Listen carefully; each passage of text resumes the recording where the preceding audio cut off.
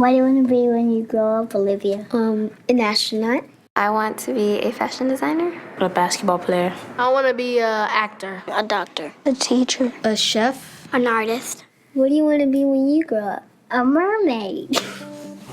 Do you know what a computer programmer is? Yeah, no. No.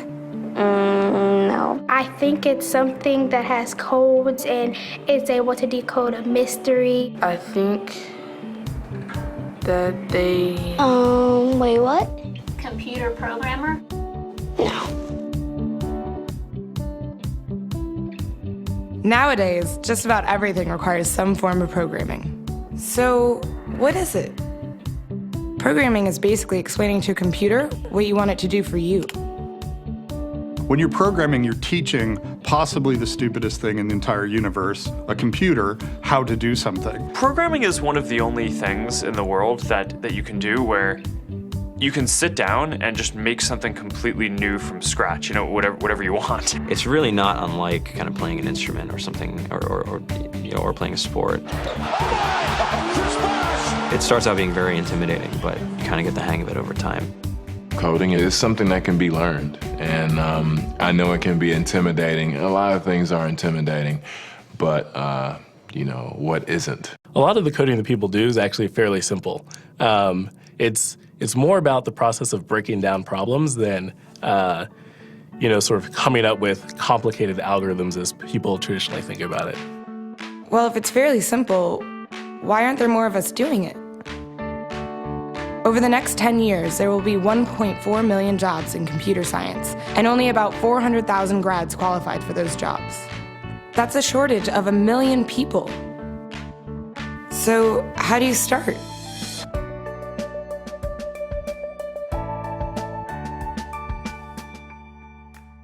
I was obsessed with maps when I was a kid, and cities specifically. So I taught myself how to program. I had a very clear goal of what I wanted to do, which is to see a map of the city on my screen and play with it. Put things on the map, move things around the map. See what was happening in the city, how it worked, how it lived, how it breathed. The best early thing was actually using software to decide when the classes in my school would meet, and that put me in a position to decide which girls were in my class. The first program I wrote asked things like, what's your favorite color?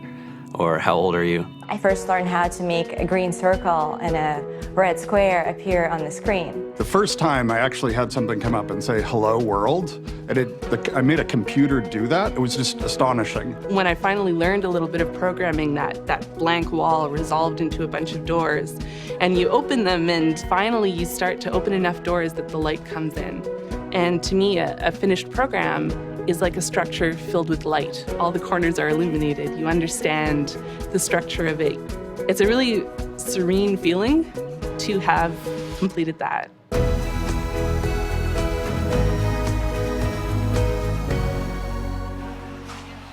It took me some time to realize that creating things with your hands or creating code, creating programs, is just a different way to express creativity. I think right now there's a big emergence of the culture of making. People who make their own scarves and hats, people who write their own apps. Now it's just limited by your imagination and sort of what kinds of ideas what kind of understanding can you build into the computer so that it can do these things that were previously impossible.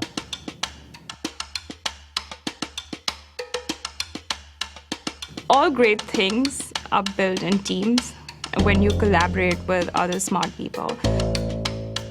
You're testing your ideas, you're stimulating each other. That's what makes us successful. It's not some flash of brilliance by somebody who then codes 24 hours a day for 3 weeks. It's what happened. The magic happens when we're all on the same page, collaborating and building something together. There's a much greater need in the world for engineers and people who can write code than there will ever be supply.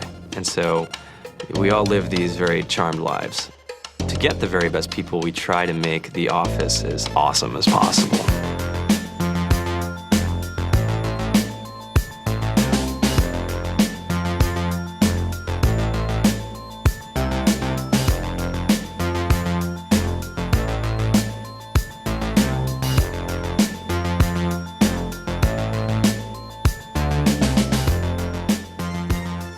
have a fantastic chef, Free food, breakfast, lunch, and dinner. free laundry, snacks, even places to play and video games and scooters. There's all these kind of interesting things around the office and places where people can play or relax or go to think or play music or be creative.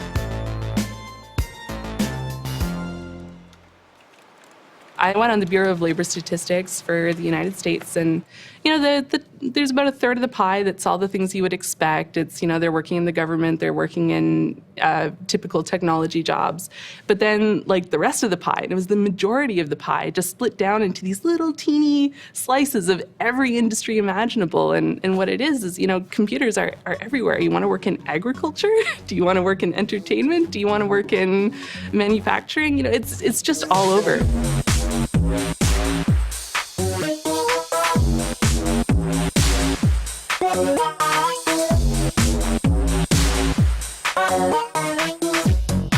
Here we are, 2013. We all depend on technology to communicate, to bank, information, and none of us know how to read and write code. So you guys, what else? Who else has an idea of what we can change with our programming? What else can we do? Tiffany? What I saw my students take away from using Scratch and programming in our classroom is that they were willing to push through problems. It really builds critical thinking, it builds problem solving, and it's something that they can then apply to math in the classroom or their reading skills. We integrated science with this programming, and I saw my scores go up 30%. When I was in school, I was in this after-school group called the Whiz Kids. And when people found out, they laughed at me and, all these things. And I'm like, man, I don't care. I think it's cool. And, I'm learning a lot. And some of my friends have jobs. It's important for these kids. It should be mandatory to be a citizen on this planet, to read and write code. I just think you have to start small, right? And I think that's one of the biggest misconceptions about computer science and programming overall is that you have to learn this big body of information before you can do anything. You don't have to be a genius to know how to code. You need to be determined. Addition, subtraction, that's about it. You should probably know your multiplication tables. You don't have to be a genius to code. Do you have to be a genius to read?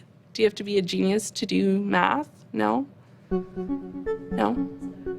I think if someone had told me that software is really about humanity, that it's really about helping people by using computer technology, it would have changed my outlook a lot earlier. Whether you're trying to make a lot of money or whether you just want to change the world, computer programming is an incredibly empowering skill to learn. To be able to actually come up with an idea and then see it in your hands and then be able to press a button and have it be in millions of people's hands. I think we're the first generation in the world that's really ever had that kind of experience. The programmers of tomorrow are the wizards of the future. You're going to look like you have magic powers compared to everybody else. I think it's amazing. I think it's the closest thing we have to a superpower.